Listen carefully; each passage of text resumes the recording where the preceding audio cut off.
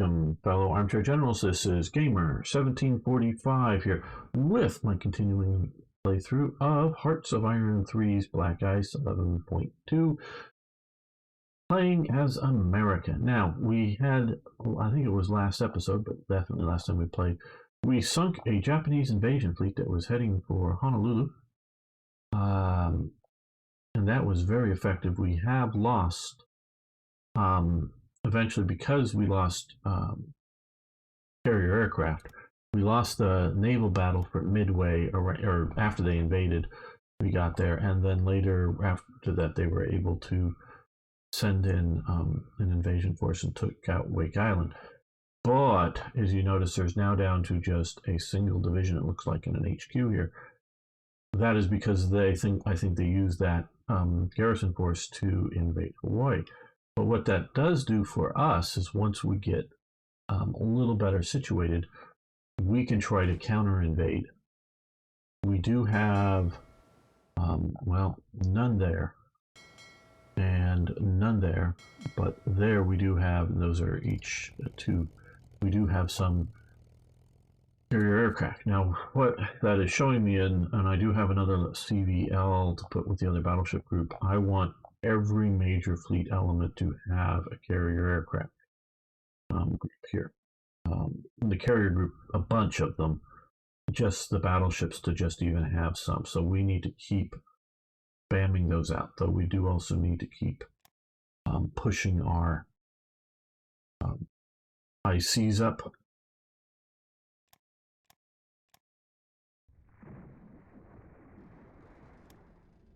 We are trying to, we're invading, we're trying to successfully get ashore here.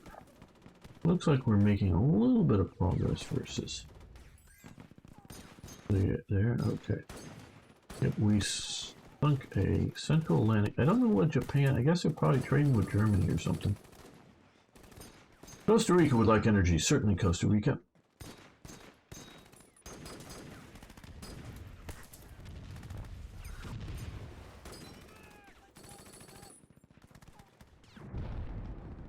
They may send in reinforcements, so we'll stop.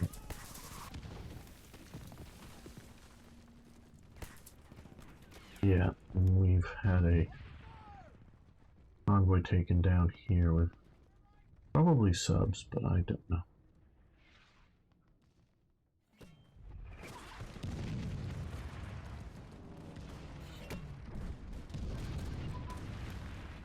Okay, armor plate thickness advances. That I believe is here. Okay, well, we're good. So 43 there.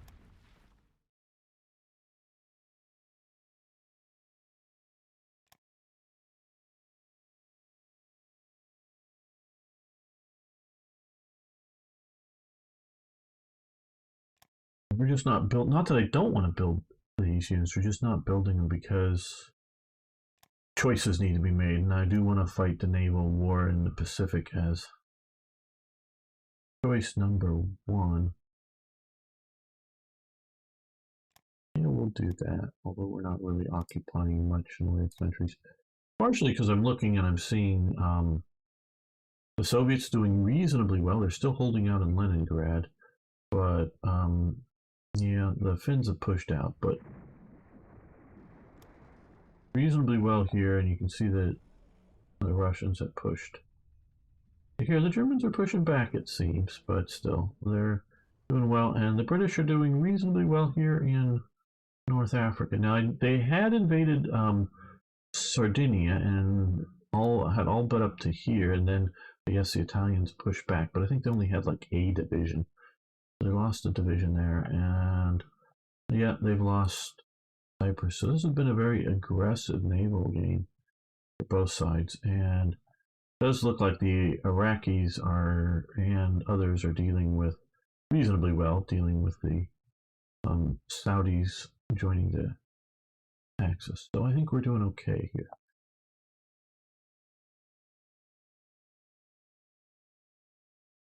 I think the supply problems here are because either they're not producing enough supply in Britain, which is quite possible, or they are running out of transport. So we need to help with dealing with the submarine threat. Cast armor construction has advanced. Good. Oh. Oh.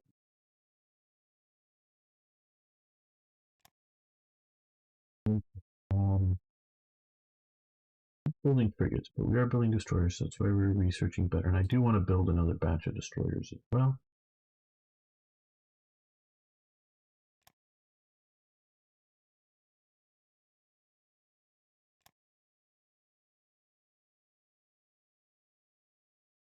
Tank will be helpful. And machine gun focus would be helpful too. How many millions of ships were lost? Hello, Ragar.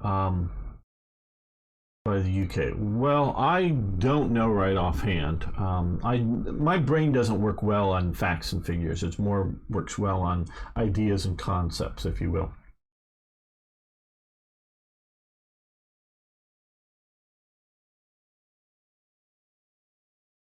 And generally speaking, they kept track of losses in tonnage as opposed to numbers of ships. I can't give you the tonnage either because they were worried, and it was tonnage.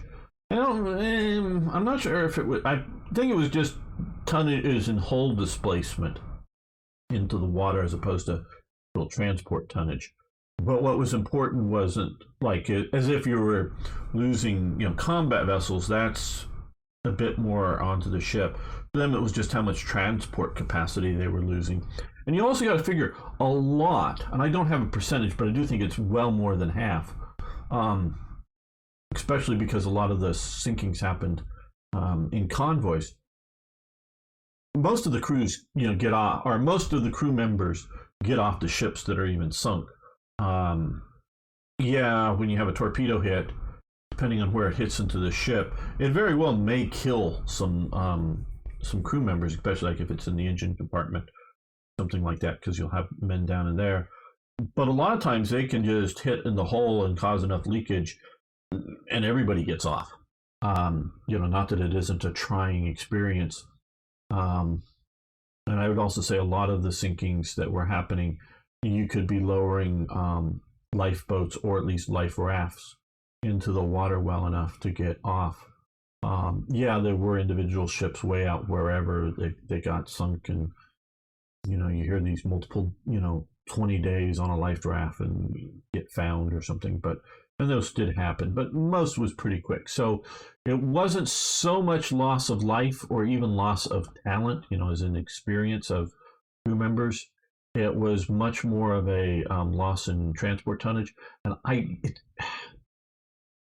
there's one time before America really gets into the war that it's a close thing for Britain on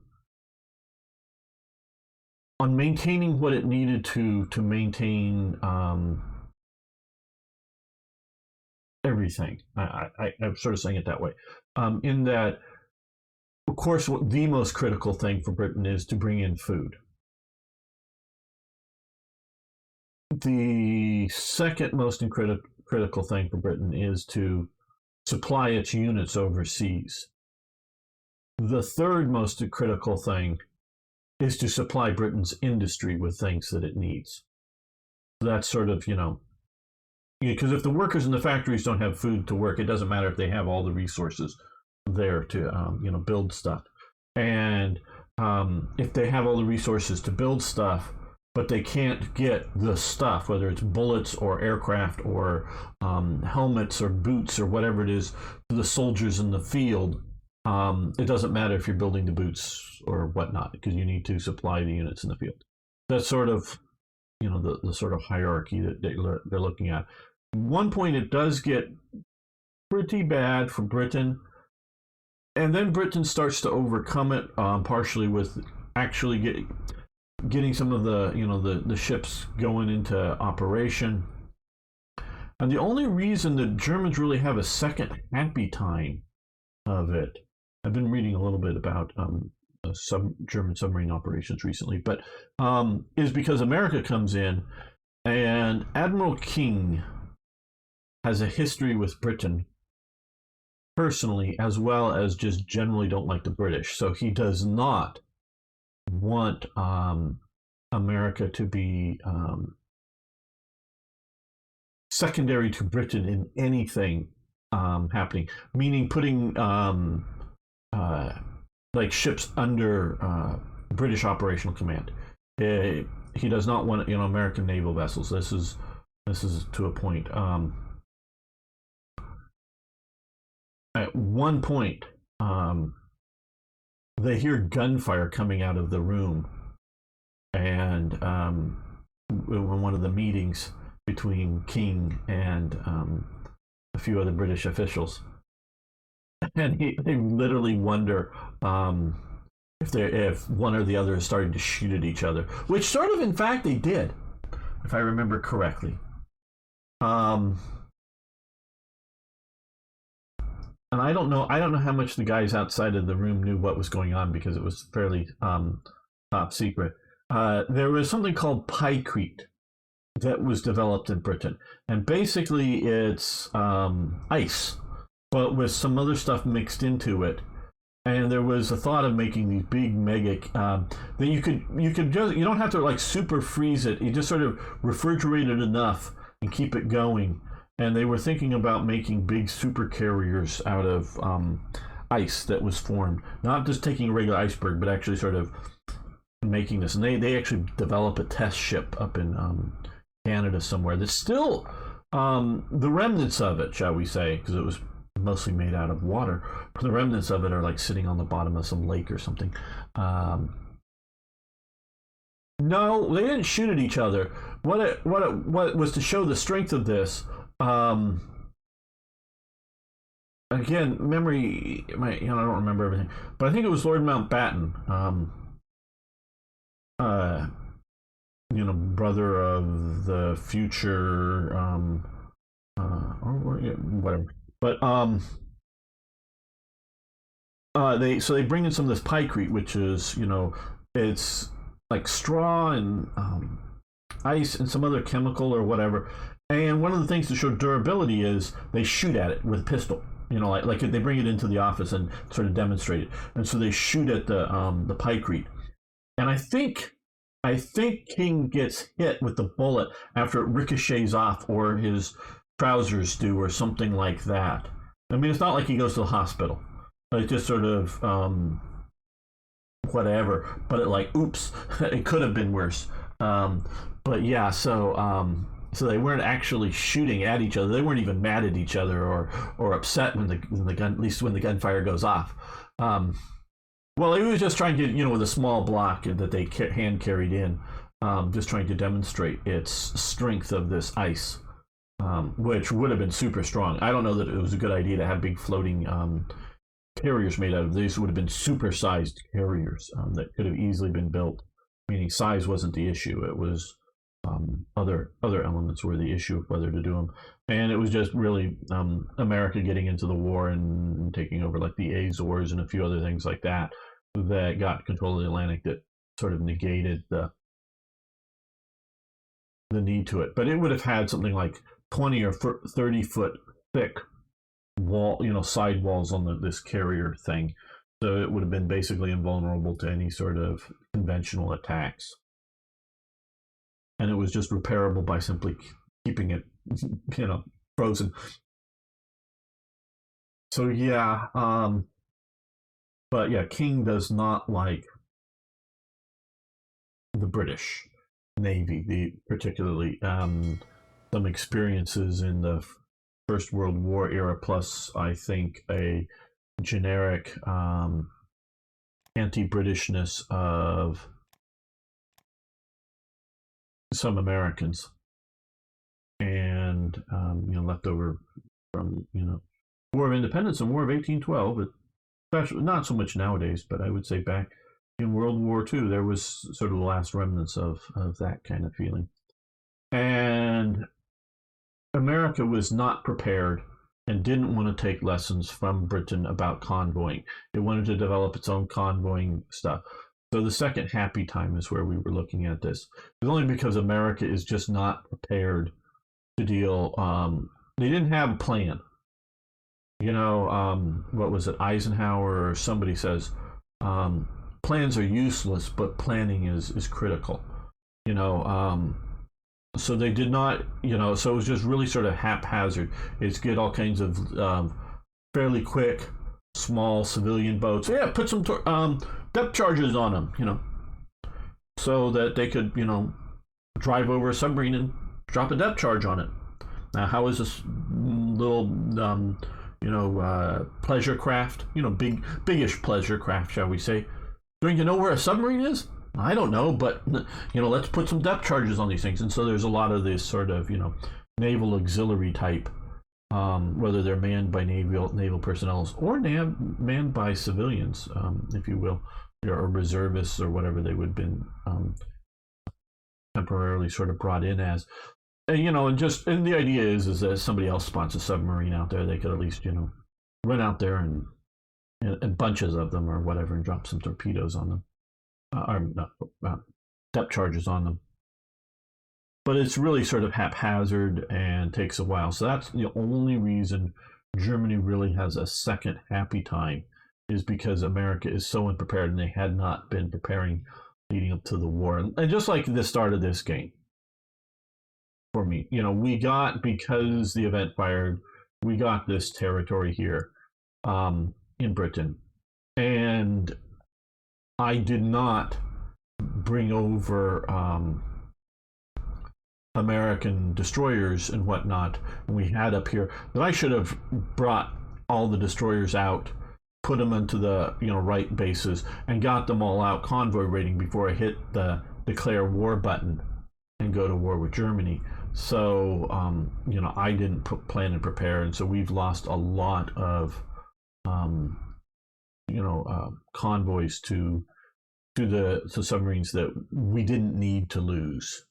Not that we wouldn't have lost some, but we lost a lot more.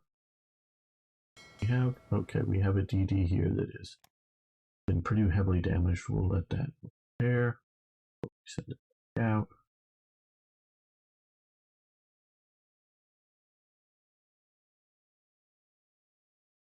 Hopefully what we're doing here is helping Britain get see, now they brought in some more units. We just had the 18th A zone de militaire. Okay. Yes, and Spain is in our war here. Axis has done very well getting. Okay. Oh, Operation Hercules. They have parachuted into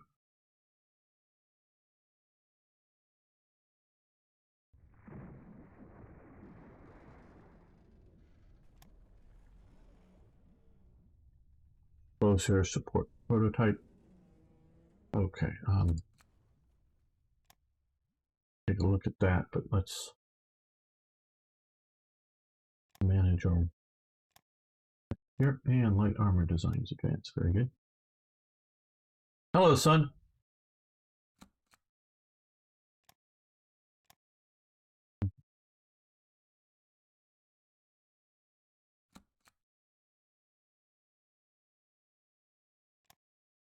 What we have, okay, we've got medium and lights to 43. We're not building any heavy armor. Not that I won't upgrade to that once we sort of can, but yeah, we'll do anti-personnel defenses. Will crude oil? Yes, you can have crude oil. Okay, so will this operation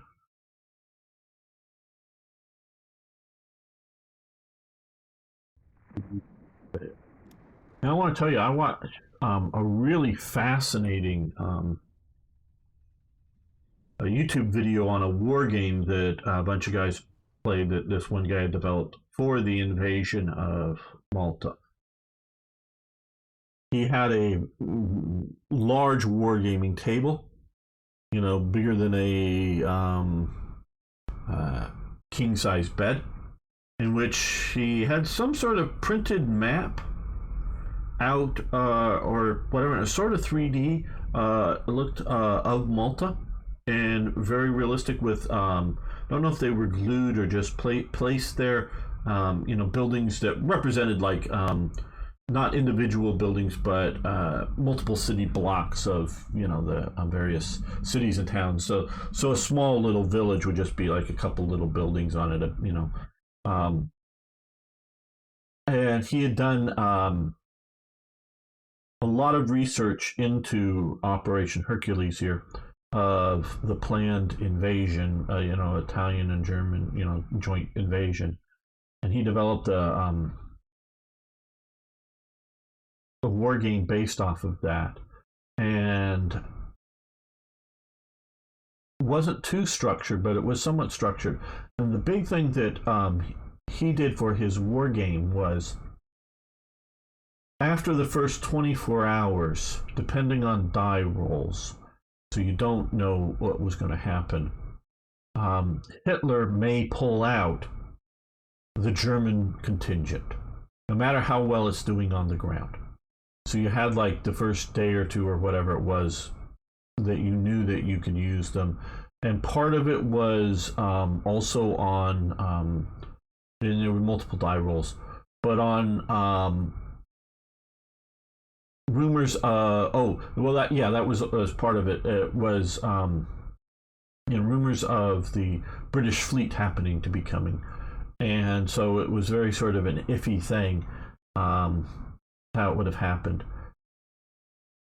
And they talked about how, we already know this, that there was a decision made where to go earlier on, and they decided to go for Crete as being centrally located, as being, hey, if we get here, we can do air operations from here down to here. If we are succeeding in pushing into Alexandria, we can do supplying this way. And so if you had your success on land, mildly shall we say success, get past an El Alamein, but this whole, you could sit behind, even if you lose something like Alexandria, you could sit behind one of the major delta elements of the Nile here and hold out quite considerably. And if you're supplying, if you don't hold Crete and you're supplying all the way through to here, that would be a major point of failure. And to a point, not entirely, but to a point, who cares about Malta if most of your supplies are coming through this way anyways? Not that it doesn't help, it does, but so if you can only do one invasion or the other. They chose Crete. Now, should they have chosen Malta? Maybe.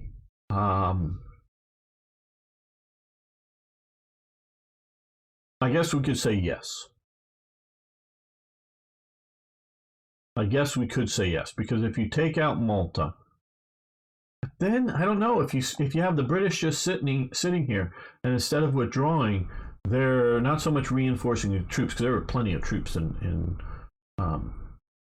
Crete. There were multiple divisions of Greeks that had been evacuated to the island. But because I guess the Greeks used several different calibers, one whole division or large fraction thereof had guns but literally no ammunition for it. And it wasn't in a caliber that any of the Greeks locally had any ammunition for. I don't know what caliber it was. And it definitely wasn't 303 British. So, this whole division had, we got pikes in the sense of a rifle with a bayonet, but we don't got no guns to shoot. So it was more like getting those forces organized and, supplying them and putting air bases on there and supplying, air units. And that might have been, given enough time, that might have been a bigger sore thumb than Malta. So I sort of take it back that we know that it would have been better to take this. The movie Stalingrad came to Netflix in the Netherlands, so I might watch it today. Well, very good, Mr. Duck. A brigade? Oh, could be a brigade. Gonkal. Oh, Gaka. I'm sure I'm butchering that. Sorry. Sorry. I think one of them had been armor brigade equipped with Vickers light and one regiment, brigade of Greeks from Crete. Yeah, well, I'm talking. There was, and I've read uh, several different accounts dealing with the one from the British side and some from the German. But there was one Greek, maybe a brigade, maybe a division, I'm not sure, but that had been evacuated from wherever. And its guns were, its rifles, and its, I presume also machine guns, but I know its rifles were of a different caliber than, I guess, the standard Greek caliber, which they did have some ammunition for. And it was obviously different than the British, and so they did not have any ammunition for these troops to even shoot back a little bit, and so it really wasn't a manpower issue that was the problem with the British holding it when the Germans do invade. It was a logistics issue, and yeah, the light tanks. The Greeks use Mannlichers and Mausers. Yeah, I understand that they use a multiple types and I guess calibers of guns. So, which unfortunately, countries that don't have the manufacturing capacity and then don't have the monetary capacity to buy enough weapons for their armed forces, all of the same caliber. It's really a problem.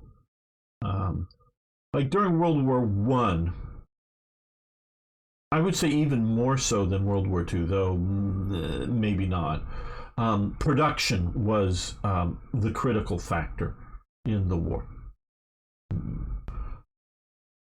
Probably more so than strategy and tactics, probably, but production was the critical factor. And at one fairly early on, it was decided that hey, you could, because most battleships and cruisers and destroyers, they've got a rifle, maybe not for every sailor on board, but they've got hundreds of rifles on board those ships. Figuring that some of them, have 1,000 people on some of those ships. You've got lots of small arms on ships. Britain decided to basically pull all those rifles off of those ships. Even some of them are earlier, it's still 303 caliber, but earlier guns, and give them over to the Army, and then just buy any old gun to give to the Navy, and they were buying a lot of stuff from America. And it really didn't matter the caliber, because once and Britain is sort of lucky in that it can, for World War One, we're talking here, it's basing out of Britain, so that you sort of, since you're not doing a lot of rifle practice, you just sort of like, hey, yeah, all the rifles on this ship are of this caliber, so you're carrying all your ammunition with you on something like that, and so it doesn't matter that the next ship over has a completely different calibered rifle. It just doesn't matter. Because you really aren't doing that much in the way of naval landing forces. A little bit maybe, but not much. And so it doesn't, and you're not planning sustaining a land campaign, even if you do, deploy a few troops off your ships somewhere.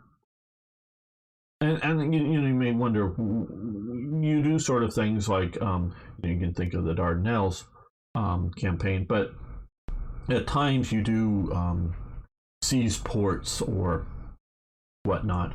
When the Turks are retreating, you very well may have, the Navy land a bunch of troops in Beirut or something like, a bunch of sailors, just to sort of as occupation troops kind of thing for temporary use, that you need to give them all guns.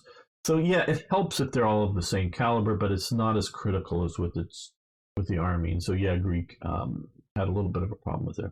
I'm saying that because the Mausers and Mannlichers they had were weren't chambered in the same standard cartridge rifle as the Brits. Well, I know there were different cartridges in the Brits. Brits are 303. Mausers are okay, Mr. Duck. Well, hopefully you have a good sandwich. Mausers are in all kinds of calibers. It could be the German 7.92, often called 8mm Mauser because it's almost 8mm Mauser, or it could be what's sometimes called Spanish 7mm Mauser, just because Spain was one of the major adopters of it. Not that it was specific to the Spanish. So you have 7.92 and you have 7mm, and you do have a few other oddball calibers, especially being sent to South America to match other earlier purchases of other guns. So sometimes you can order them in peanut butter and Helig slang. Okay, I don't know what that second thing is. I don't know if I want to know. Also, the Navy is battling with rifles as much as the Army between rifles and ammo. Smaller supply and demand. Absolutely. Yeah, no, the Navy isn't the Navy is not, in World War One we're talking about, which still goes to this day. They shoot their rifles at sea mines. I know. I saw a picture that's less than 30 days old. I do believe. The internet is. I think it was a Romanian. I don't know what you want to call him. Combat diver or something was photographed touching a floating sea mine here that whether it was launched probably by the Ukrainians, but could have been launched by the Russians, I don't know, that had drifted down into Romanian waters, and he was getting ready to dispose of it. But you do have a lot of let's shoot the sea mines with rifles on board to this day. So the U.S. Navy has long used the M14 because one, they've had them, even though the Army's gone over to the M16 and the M4 carbine, but they like the 303 gun, particularly because of shooting at sea mines and similar sorts of large objects in the water, and they want to be able to have the range. And the idea of carrying a lot of ammunition around isn't a question, because they'll just have it on a box sitting next to them on their ship. So soldiers, you're not going to hump all that ammunition around. Sailors don't. And sailors that are armed and defending Comrade Bay, which is somewhere around here. During the Vietnam War, again, they're doing garrison duty, so they don't have to carry their lots of ammunition around with them. They just have it there in their bunkers, so they don't need this stuff and be able to shoot. And you can call them diver. Yeah, I know, but at least the Portuguese and U.S. Navy just call them divers. Yeah, but meaning it was a naval diver of some sort, and I don't know if you want to call it a frogman or I was also thinking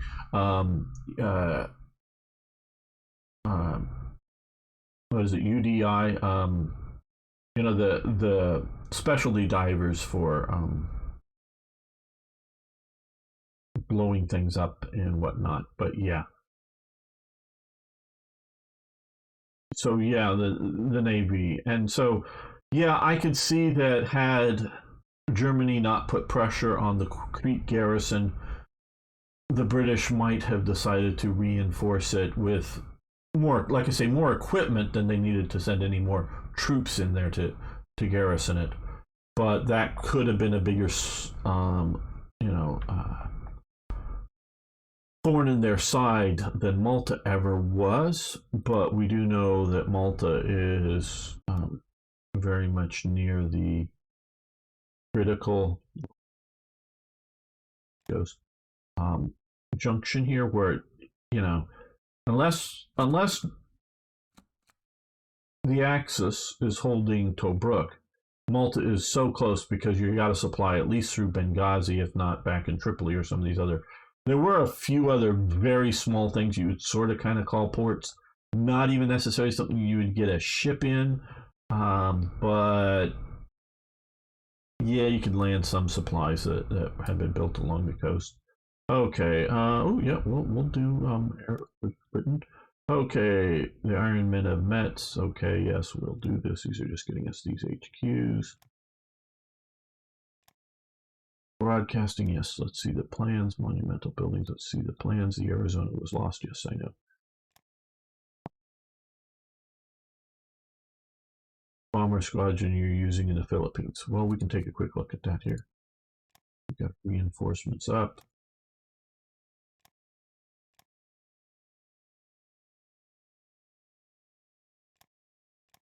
We do have a little bit of bombers. We have, I think just these medium bombers. We have some fighters here that are repairing. Up here, I think these are just some fighters here. So just the one sort of bomber. Biggest reason I'm not bringing more bombers in, Arno, is like this is already two. And they can only repair one squadron at a time, and we've already doubled the capacity for um, operating out of it properly. You can dump as many aircraft as units as you want in any of these air bases, but they can only, like this one, can only repair. Well, it can repair two at a time, so it's repairing these two is proper. Diver is a specialist. A diver is trained into underwater demolitions is what I was trying to think of. Anyone in the Navy can candidate for diver and instructor and become a diver now. You can something like that we have here in Portugal, where our Marine Corps, you have special detachment that goes through divers instruction as well as other stuff related to special ops, subversive stuff. Yeah. Oh yeah, there's all kinds of stuff like that. But I'm not sure what unit this guy was from, but meaning it wasn't. I was trying to get at it. It wasn't just a civilian diver, and it was somebody from like with some underwater demolitions training. Slap the stick of plastic explosive on the side of it and swim away, and then press the button and blow the thing up, kind of thing is what trained to do that kind of stuff. Okay, I'm gonna wait on pressing the button on some of these a little bit to build up a little more money. Oh, we have some more motor torpedo boats. Good, we could use those. Do we have anything back here already? No. Okay. What we're gonna do is we're going to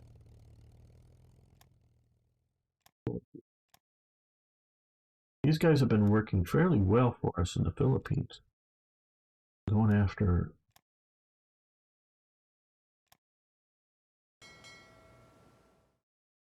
yeah, we've been taking some losses, sure. Yeah, we'll leave you in charge. Now what we're gonna do is, I think we already do have one group that I did send out to here. I don't know if I sent them on. No.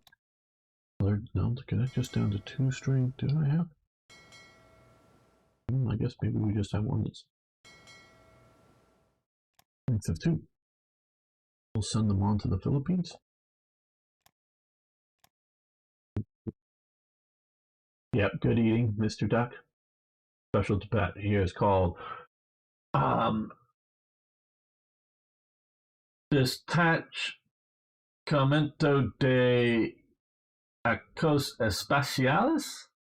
I'm sure I'm butchering that a bit. I'm just going to call you non-Cal. And only the Marines that belong to the permanent list can candidate for it. The Navy SEALs are the same, but any civilian can candidate for that. Now the divers, which usually are a Navy specialist, can and will go through the mine explosive disposal training depending on the necessities of the Navy. Yeah. And so, that's one of the ways to take care of floating mines. The other way, of course, like I say, is just shooting at them.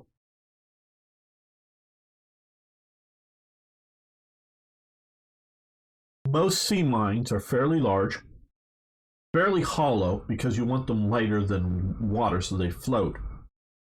Most. I say there. Sometimes they did heavier ones, but mostly that way. And then they will launch, sometimes will launch them, however, they're launching from a submarine. I'm talking World War II, and it does hold true to this day because we're still using World War II leftover equipment in some cases. launch from a submarine, a ship, or an aircraft. I guess that's about your only real choices other than pushing them off a dock. And with something that's sort of heavy that will anchor them in place. They do sometimes just do drift mines that they launch from thing, and they know the currents, and they're sort of hoping they drift into the enemy, sea lanes. But even with the ones that are anchored, they can come free and float to the surface and wander off, depending on how they're attached. Downside of shooting at them is that if you missed, you got yourself 2 boom boxes in the sea. I don't know about 2 boom boxes in the sea, but yeah, well, I just remember some, film footage from the Vietnam War with U.S. sailors shooting at floating mines because the Vietnamese would, do various operations to try to disrupt naval activities. And now they were dealing with that when they're fairly well out at sea, and so if they go up. Yeah, well, like I say, the Navy normally wants to shoot at them with rifles or like 50 caliber machine guns or something like that. And it's with what they were doing, a lot of the stuff is either detonating it or puncturing it well enough that it sinks. Because either way, if you're out at sea out here, if it just sinks down to the bottom because it's lost its buoyancy, well, hey, it's going to rust away and disappear eventually in the ocean, so it doesn't really matter that much. Now, if it's in your port and it sinks to the bottom, it might still go boom at some point. So some places are more sensitive to this. Why we fight. I know I talked about this before. But good movies. Do you ever want to watch? And I know not everyone watches everything, and it's sort of time to end this episode. But these Why We Fight series are very good. I know I've seen a bunch of them. I don't know if I've seen every one, or maybe I've seen them all compilated together. And that's been years. But Frank Capra is a great movie maker, just generally speaking. And yeah, it's a very good one. It gives you the idea of at least the American motivation. I mean, I'm not going to say every fact or figure in it is true because I don't remember, and I don't think they were intentionally lying in it, because always the best propaganda is true. It's just you're presenting all the facts and figures that make your case for whatever it is sound good. That's the best propaganda, is truthful propaganda. You just sort of ignore the things that don't sound good, kind of how you're supposed to do propaganda right. But and yeah, it's propaganda, but I think it's good people get that.